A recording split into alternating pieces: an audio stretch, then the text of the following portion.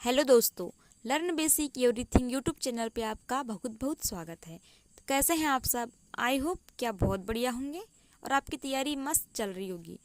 तो जैसा कि आप सभी जानते हैं, मैं हर एक टॉपिक पे वीडियो बनाती हूँ। ठीक उसी प्रकार आज के इस वीडियो का टॉपिक है पंचवर्षीय योजनाएं। आपने देखा होगा, अगर से आपने कोई एग्ज़ाम दिया है तो आपने यह देखा ही होगा कि पंचवर्षीय योजना से एक या दो क्वेश्चन जरूर बनते हैं, है ना। तो इस वीडियो में मैंने लाए हैं पंचवर्षीय योजनाओं के महत्वपूर्ण फैक्ट, जो कि हर एक एग्ज़ाम की दृष्टि से बहुत महत्वपूर्ण है। आप मैच करके देख लीजिएगा कि क्वेश्चन यहाँ से फंसे हैं या नहीं फंसे हैं, उसके बाद ही आप वीडियो देख लीजिएगा, है ना। उसके लिए तो आपको वीडियो देखना ही पड़ेगा कि क्वेश्चन आते हैं कि नहीं आते। तो मैं आपको यह कह सकती हूँ कि अगर आप वीडियो देख रहे हैं तो इससे बाहर आपके क्वेश्चन नहीं जाएंगे, ठीक है। बशर्ते आपको वीडियो एंड तक ज़रूर देखनी है, ओके। यह वीडियो आपके लिए बहुत ज़्यादा हेल्पफुल भी होने वाली है। तो चलिए फ्रेंड्स, आगे बढ़ते हैं। इससे पहले अगर आप चैनल पे नए हैं तो प्लीज़ चैनल को सब्सक्राइब करिएगा और अपने फ्रेंड्स में ज़रूर शेयर करिएगा, क्योंकि नया चैनल है। प्लीज़ सपोर्ट करिए और एक विश्वास के साथ सपोर्ट कीजिए कि जीके जीएस से संबंधित जितने भी समस्याएं हैं आपको यह चैनल दूर करेगा। बस आप विश्वास रखिए और सपोर्ट करिए। चलिए आगे बढ़ते हैं। सबसे पहले पंचवर्षीय योजनाओं को पढ़ने के लिए जो पढ़ना जरूरी है वो है योजना आयोग। आपको तो मालूम ही होगा कि जो नीति आयोग है उसने मतलब उसका प्रतिस्थापन हो गया है योजना आयोग की जगह पे। तो उसके बाद में भी हमको योजना आयोग पढ़ना ही होगा, क्योंकि जो एग्ज़ाम्स हैं उसमें पंचवर्षीय योजना से रिलेटेड प्रश्न मिलते ही हैं। तो चलिए देखते हैं योजना आयोग, है ना। तो जो योजना आयोग है इसकी स्थापना 15 मार्च 1950 में की गई थी। तो यह याद रख लेना है कि बहुत महत्वपूर्ण है, पूछा जाता है ना, कि योजना आयोग की स्थापना कब हुई थी। तो आप हल्के में बिल्कुल नहीं लीजिएगा और याद कर लीजिएगा कि 15 मार्च 1950 को योजना आयोग की स्थापना हुई थी। इसके बाद में ये उद्देश्य है, खैर नहीं भी पढ़ोगे तो ठीक है, बट पता होना चाहिए, आर्थिक समृद्धि एवं विकास के लिए योजना बनाना। मतलब कि कैसा, किसी देश में आर्थिक विकास चाहिए या समृद्धि चाहिए, उसके लिए जितनी भी योजनाएं हैं वो कौन बनाएगा?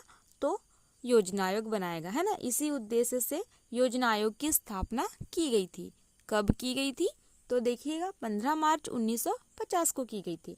इसके बाद में एक महत्वपूर्ण जो फैक्ट बनता है वह होता है कि इसका अध्यक्ष जो कि पदेन होता है। पदेन का मतलब तो जानते होंगे, जैसे कि आपको पता होगा कि जो उपराष्ट्रपति है हमारे देश के, वो राज्यसभा के पदेन सभापति होते हैं।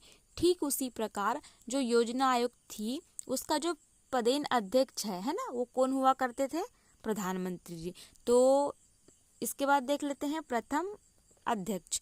तो जैसा कि हमने देखा, हमारे देश के जो प्रथम प्रधानमंत्री थे वे पंडित जवाहरलाल नेहरू थे। तो ऑब्वियसली कि जो योजना आयोग है उसके प्रथम अध्यक्ष भी कौन होंगे? जवाहरलाल नेहरू, ठीक है।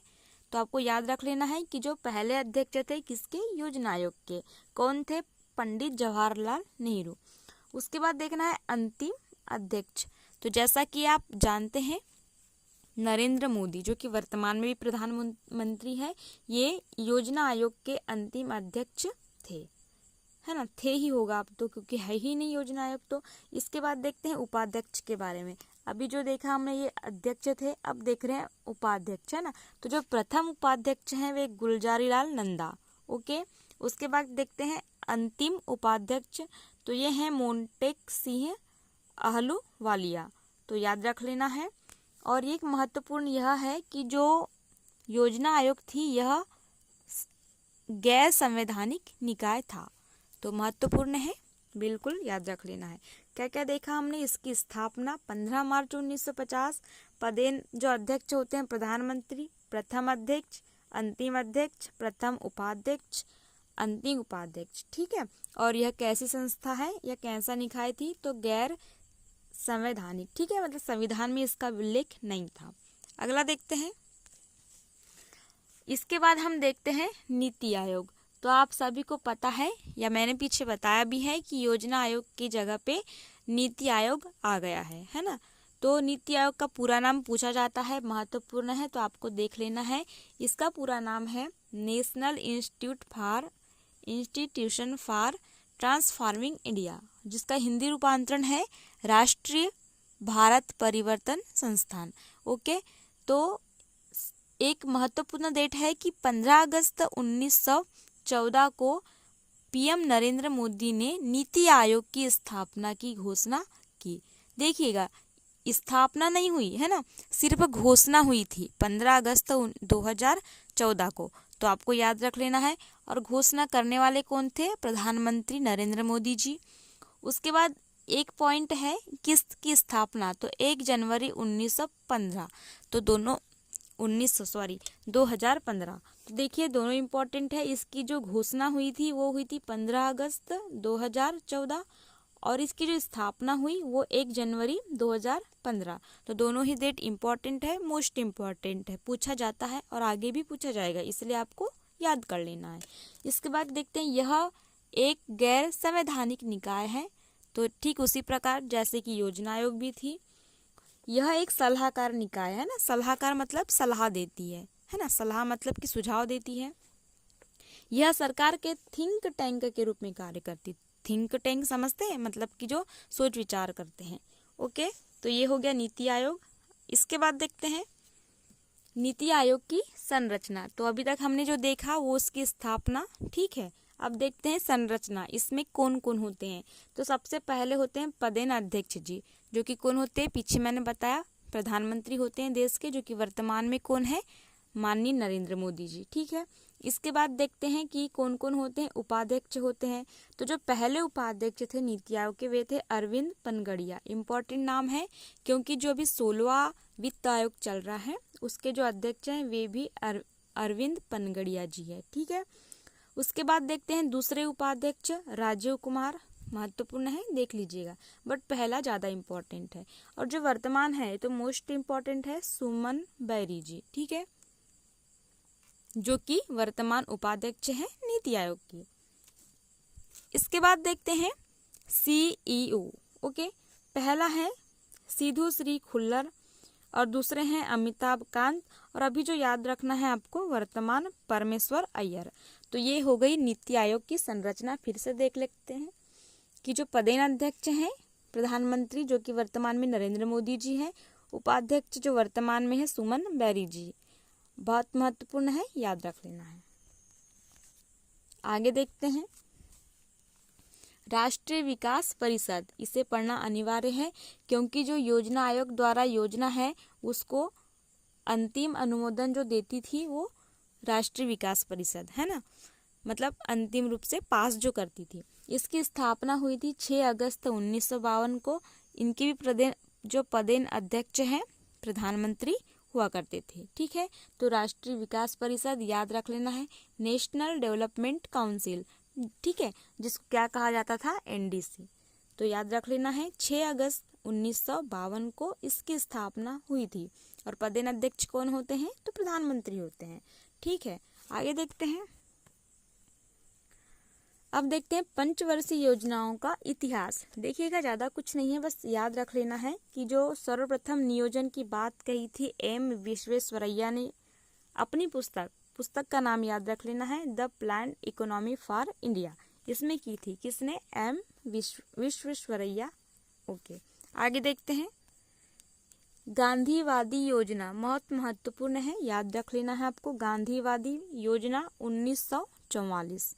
इसके बाद देखते हैं सर्वोदय योजना, लेकिन इससे पहले गांधीवादी जो योजना है उसको किसने प्रस्तुत किया था? तो श्रीमन नारायण के द्वारा प्रस्तुत की गई थी। यह प्रश्न पूछा जाता है ना, गांधीवादी योजना का जो प्रस्तुत जिसने किया था श्रीमन नारायण है ना। और एक सर्वोदय योजना है तो बहुत बार पूछी जाती है ना, मोस्ट इम्पॉर्टेंट है। 1950 में जयप्रकाश नारायण, जिनको जेपी नारायण कहा जाता है ना, इनके द्वारा सर्वोदय योजना आई थी। देखते हैं आगे, अब हम आए हैं पंचवर्षीय योजनाओं पर फाइनली। तो देखने वाले हैं पहली पंचवर्षीय योजना। तो इसमें सबसे महत्वपूर्ण जो है पहला कि इसका पीरियड है ना, इसका जो टाइम है 1951 से 1956 तक के। तो याद रख लेना है कि प्रथम पंचवर्षीय योजना है उसका जो टाइम पीरियड है जो उसकी अवधि है 1951 से 1956 तक। एक महत्वपूर्ण है, देखो इस पे स्टार लगाते हैं,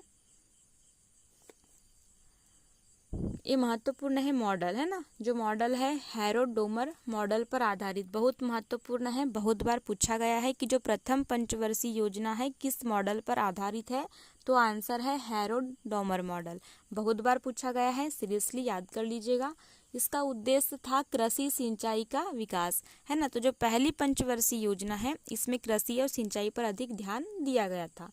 देखिएगा इसकी विकास दर का जो लक्ष्य था 2.1% था, लेकिन 3.6% प्राप्त हुई, लगभग सफल योजना थी।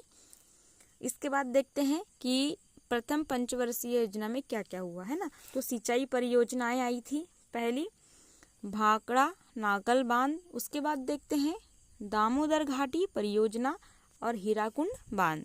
ठीक है, इन तीनों को याद रख लेना है, ऐसा पूछा जाता है, इनका नाम दे देगा और पूछेगा कि कौन सी पंचवर्षीय योजना में निर्माण हुआ, है ना, तो ऐसे भी प्रश्न बनते हैं और बहुत बार बन चुके हैं, इसलिए सीरियसली आपको याद कर लेना है। फिर देखते हैं प्रधानमंत्री जो नेहरू जी थे, उन्होंने आधुनिक भारत के मंदिर कहा था, किनको, ये जो सिंचाई परियोजनाएं हैं इनको किसने कहा था, तो नेहरू जी ने, महत्वपूर्ण है। फिर देखिएगा 2 अक्टूबर 1952 को सामुदायिक विकास कार्यक्रम, उतना तो नहीं पूछेगा बट याद रख लेना, है ना, कभी भी पूछा जा सकता है, गांधी जी के जन्म दिवस पर 2 अक्टूबर 1952 को, उतनी सफल नहीं रही थी, है ना। आगे देखते हैं, फिर देखते हैं कि जो प्रथम पंचवर्षीय योजना थी उसी के अंतर्गत यूएसए के सहयोग से 1955 में इंटीग्रल कोच फैक्ट्री की स्थापना की गई थी, जो कि कहाँ है, चेन्नई में है, महत्वपूर्ण है, याद रख लेना है। ठीक है, किसके सहयोग से, यूएसए के, और कौन सी पंचवर्षीय योजना है, तो प्रथम है ना, कब, 1955 में, और नाम क्या है, इंटीग्रल कोच फैक्ट्री, कहाँ है, चेन्नई में, महत्वपूर्ण है, याद रख लीजिए। आगे देखते हैं दूसरी पंचवर्षीय योजना, है ना, तो जो दूसरी पंचवर्षीय योजना है इसका जो टेन्योर है वो है 1956 से 1961, महत्वपूर्ण है, पूछा जाता है। जो मॉडल है, कौन सा मॉडल है, तो पीसी महालनोबिस प्रशांत चंद फुल फॉर्म है किसका, पीसी का। ठीक है, इसका उद्देश्य क्या था, उद्योगों एवं खनिजों का विकास। जैसा कि हमने पीछे देखा जो प्रथम पंचवर्षीय योजना थी उसमें कृषि और सिंचाई पर अधिक ध्यान दिया गया था, ठीक उसी प्रकार द्वितीय पंचवर्षीय योजना में उद्योगों एवं खनिजों का विकास जो था उस पर ज़्यादा ध्यान दिया गया। इसकी विकास दर, खैर इसको छोड़ो, नहीं भी रखोगे तो चलेगा, लेकिन लगभग सफल थी, ये याद रख लेना है। एक महत्वपूर्ण मोस्ट इम्पॉर्टेंट है ये चीज़, है ना, आपको याद रख लेना है कि जो दूसरी पंचवर्षीय योजना है इन्हीं के अंतर्गत में लौह इस्पात कारखाने स्थापित है ना, पहला था भिलाई, दूसरा दुर्गापुर और तीसरा राउरकेला। तो जो भिलाई है वो छत्तीसगढ़ में है रूस के सहयोग से, है ना, और जो दुर्गापुर है पश्चिम बंगाल में जो कि ब्रिटेन के सहयोग से, और राउरकेला जो कि उड़ीसा में पड़ता है वो जर्मनी के सहयोग से। ठीक है, तो इनको याद करने की मैंने एक ट्रिक बनाई है जो कि चैनल पे मिल जाएगी, अगर आपको देखना हो तो देख लीजिएगा। ओके, आगे देखते हैं द्वितीय पंचवर्षीय योजना के ही अंतर्गत खादी एवं ग्रामोद्योग आयोग जिसकी स्थापना 1956 में हुई थी, बहुत महत्वपूर्ण है ना, याद रखना है, खादी एवं ग्रामोद्योग आयोग 1956। इसके बाद देखते हैं भारत ने दूसरी पंचवर्षीय योजना में मिश्रित अर्थव्यवस्था को अपनाया था, मोस्ट इम्पॉर्टेंट है ना, तो प्रश्न आता है कि मिश्रित अर्थव्यवस्था को भारत ने किस पंचवर्षीय योजना में अपनाया था, तो इसका आंसर होगा दूसरी पंचवर्षीय योजना। ठीक है, अब देखते हैं नाफेड, आप सभी को पता होगा जिसका फुल फॉर्म है national agriculture cooperative marketing federation of India, बहुत महत्वपूर्ण है, प्रश्न पूछा जाता है कि नाफेड की स्थापना किस पंचवर्षीय योजना के दौरान की गई थी, तो इसका आंसर है द्वितीय पंचवर्षीय योजना जिसकी स्थापना 2 अक्टूबर 1958 को की गई थी, है ना, तो याद रख लेना है नाफेड का फुल फॉर्म और इसकी स्थापना, और कौन सी पंचवर्षीय योजना के दौरान, तो दूसरी पंचवर्षीय योजना के दौरान। ठीक, आगे देखते हैं तीसरी पंचवर्षीय योजना। तो जो तीसरी पंचवर्षीय योजना है उसका जो टेन्यूर था 1961 से 1966 पूछा जाता है, याद रख लेना है, बहुत महत्वपूर्ण है ना। मॉडल कौन सा है, तो सुखमय चक्रवर्ती मॉडल, याद रख लेना है। और इसका उद्देश्य क्या था, कृषि और उद्योग दोनों। जैसा कि हमने देखा पहली पंचवर्षीय योजना में क्या था, सिर्फ कृषि था। फिर हमने देखा दूसरी पंचवर्षीय योजना, उसमें क्या था, उद्योग। बट जो तीसरी पंचवर्षीय योजना है उसमें क्या है, दोनों, कृषि और उद्योग। ठीक, इसकी वृद्धि दर कितनी थी, मतलब जो लक्ष्य था वो 5.6%, प्राप्त कितना हुआ, 2.8%। इसका मतलब है कि जो हमारी पंचवर्षीय योजना थी तीसरे नंबर की, वो असफल रही। ठीक, इसके कुछ कारण हैं जो कि हम आगे देखने वाले हैं। इनका प्रमुख कार्य देख लेते हैं, किसका, जो तीसरी पंचवर्षीय योजना के दौरान है ना। 1964 में बोकारो लौह इस्पात कारखाना, बोकारो कहाँ पड़ता है, झारखंड में, तो याद रख लेना है आपको कि 1964 में बोकारो लौह इस्पात है ना, कारखाना खोला गया, जो कि कहाँ पे, झारखंड में। और सहयोग से, याद रख लेना है ना, यूएसएसआर के सहयोग से, जिसे हम फिलहाल में रूस कहते हैं, सोवियत संघ रूस था उस टाइम, है ना, उसके सहयोग से ये पूछा जाता है, इसलिए महत्वपूर्ण है, ध्यान से देखिएगा। फिर देखते हैं 1 जुलाई 1964 को IDBI की स्थापना की गई, ये भी पूछा जाता है, तो आपको डेट सहित याद रख लेना है, IDBI। ओके, अगला देखते हैं 14 जनवरी 1965 है ना, 14 जनवरी 1965 को FCI की स्थापना की गई। यह भी तीसरी पंचवर्षीय योजना के दौरान हुआ। तो देख लेते हैं FCI, इसका पूरा नाम होता है भारतीय खाद्य निगम। ठीक है, इसका जो हेडक्वार्टर है नई दिल्ली में, और इसका कार्य क्या है, तो बफर स्टॉक। ठीक है, देख लेना है स्थापना कब हुई, तो 14 जनवरी 1965। FCI फुल फॉर्म क्या है, भारतीय खाद्य निगम, हेडक्वार्टर मतलब मुख्यालय कहाँ है, तो नई दिल्ली में है। ठीक, फिर देखते हैं 1 जनवरी 1965 को कृषि कीमत आयोग की स्थापना। देखिएगा ये पुराना नाम है कृषि कीमत आयोग, इसका जो नया नाम है वो है कृषि लागत और मूल्य आयोग। ठीक है, इसका क्या काम है, तो यह करता है MSP की अनुशंसा। MSP यानी क्या होता है, मिनिमम सपोर्ट प्राइस, है ना, जिसको हम क्या कहते हैं, न्यूनतम समर्थन मूल्य, है ना। आगे देखते हैं योजना के असफलता के कारण। जैसा कि हमने पीछे देखा था कि जो तीसरी पंचवर्षीय योजना थी वो लगभग असफल हुई थी, तो उसके कारण है 1962 में युद्ध हुआ था भारत और चीन के बीच, 1965 में भारत और पाकिस्तान का युद्ध हुआ, और 65-66 में एक अकाल पड़ा, जिसकी वजह से जो तीसरी पंचवर्षीय योजना है लगभग असफल हुई। ओके, अगला देखते हैं योजना अवकाश। तो आपको बता दें कि जो तीसरी पंचवर्षीय योजना है उसके तुरंत बाद में योजना अवकाश लगा। ठीक है, जिसमें वार्षिक योजनाएं बनाई गई, मतलब एक एक वर्ष की योजनाएं बनाई गई, जो कि कब से कब तक चली, तो 1966 से 1969 तक चली। फिर देखते हैं कि 1966 से 67 में औपचारिक रूप से हरित क्रांति प्रारंभ। बहुत महत्वपूर्ण है, ये पूछा जाता है कि जो हरित क्रांति है उसकी मतलब उसका प्रारंभ कब हुआ, तो 1966 में। और भारत में जो इनके जनक माने जाते हैं MS स्वामीनाथन। ठीक है, तो याद रख लेना है। एक महत्वपूर्ण प्रश्न बनता है कि जो हरित क्रांति है वो स्टार्ट कब हुई, तो तीसरी पंचवर्ष योजना के बाद। ठीक, आगे देखते हैं चतुर्थ पंचवर्षीय योजना, जिसका टेन्यूर है 1969 से 1974। याद रख लेना है इसका टाइम कहाँ कब से कब तक है, तो 1969 से 1974। मॉडल कौन सा है, DR गाडगिल, अरे ल है ना, ये क नहीं है, DR गाडगिल मॉडल पर आधारित था। चतुर्थ पंचवर्षीय योजना, चौथी पंचवर्षीय योजना भी कह सकते हैं। इसका उद्देश्य था स्थिरता के साथ विकास एवं आत्मनिर्भरता। देखते हैं महत्वपूर्ण क्या है, ये सभी महत्वपूर्ण है, ध्यान से देखिएगा। 1969 में 14 बैंकों का राष्ट्रीयकरण किया गया, जो कि पूछा जाता है। 1971 में भारत और पाकिस्तान का युद्ध हुआ। 1969 में इसरो की स्थापना हुई। देखिएगा मोस्ट इम्पॉर्टेंट है, पूछा जाएगा कि इसरो की स्थापना किस पंचवर्षीय योजना के दौरान हुई थी, तो चतुर्थ पंचवर्षीय योजना के दौरान, आपको याद रख लेना है। 1970 में श्वेत क्रांति का प्रारंभ। देखिएगा, जैसा कि हमने पीछे देखा, तीसरी पंचवर्षीय योजना के जस्ट बाद में कौन सी क्रांति स्टार्ट हुई थी, तो हरित क्रांति, है ना। ठीक उसी प्रकार हम देख रहे हैं कि जो चतुर्थ पंचवर्षीय योजना है उसके दौरान 1970 में, देखो ये पूछा जाता है कि श्वेत क्रांति कब प्रारंभ हुई, तो 1970 में श्वेत क्रांति प्रारंभ हुई, जिसका जो संबंध था दूध उत्पादन से था। इसके जनक है नॉर्मन बोरलॉग, ठीक है।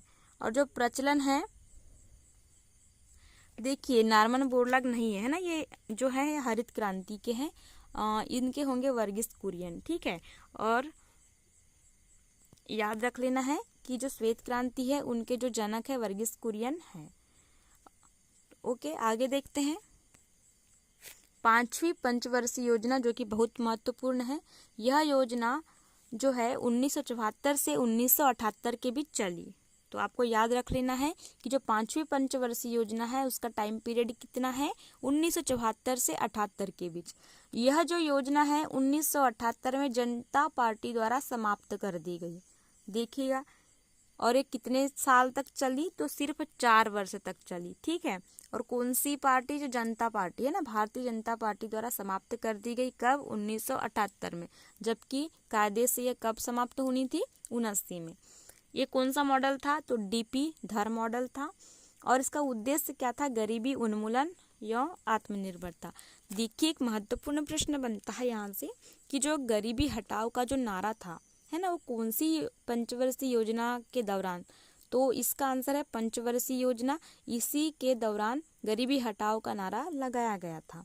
प्रमुख कार्य क्या है, 1975 में जो है 20 सूत्रीय कार्यक्रम प्रारंभ किया गया था, और जिसका उद्देश्य क्या था, गरीबी निवारण, है ना। तो गरीबी हटाने के लिए जो प्रयास किए गए थे पांचवी पंचवर्षीय योजना के तहत। ओके, 2 अक्टूबर 1975 को आरआरबी की स्थापना हुई, जिसका फुल फॉर्म क्या होता है, क्षेत्रीय ग्रामीण बैंक। बहुत महत्वपूर्ण है ना, पूछा गया है ये कि जो आरआरबी है उसकी स्थापना किस पंचवर्षीय योजना के दौरान, तो पांचवी पंचवर्षीय योजना। ओके, देखते हैं इसके आगे। 1974, है ना, न्यूनतम आवश्यकता कार्यक्रम प्रारंभ किया गया। कब, 1974 में। गरीबी हटाओ का नारा दिया गया, ठीक है। जहाँ जहाँ लगा है ना वो इम्पोर्टेंट है। 25 जून 1975 को 21 माह हेतु आंतरिक गड़बड़ी के आधार पर आपातकाल लगा। आप सभी को पता ही होगा, इस समय जो प्रधानमंत्री थी इंदिरा गांधी जी थी, और जो राष्ट्रपति थे वो थे बदरुद्दीन अली अहमद, है ना। तो आपको याद रख लेना है, इंदिरा गांधी प्रधानमंत्री थी। और जो यह आपातकाल लगा था वो समाप्त कब हुआ, तो 21 मार्च 1977 को। ओके, देखिएगा, 21 माह हेतु लगा था, है ना। 21 माह मतलब 2 साल में लगभग कुछ महीने कम। तो फ्रेंड्स, वीडियो यही समाप्त होता है। अगर आपको वीडियो अच्छी लगी हो तो प्लीज़ फ्रेंड्स में शेयर करिएगा, और अपने दोस्तों में शेयर करिएगा। और हाँ, अगर आप नए हैं तो प्लीज़ सब्सक्राइब करिएगा, नया चैनल है, सपोर्ट करिएगा। आगे की जो पंचवर्षीय योजना है हम अगले वीडियो में डिस्कस करेंगे, क्योंकि यह वीडियो बहुत ज़्यादा लंबा हो जाएगा अगर हम पूरी पंचवर्षीय योजनाओं को एक वीडियो में करेंगे तो। ओके, थैंक यू, मिलते हैं अगले वीडियो में।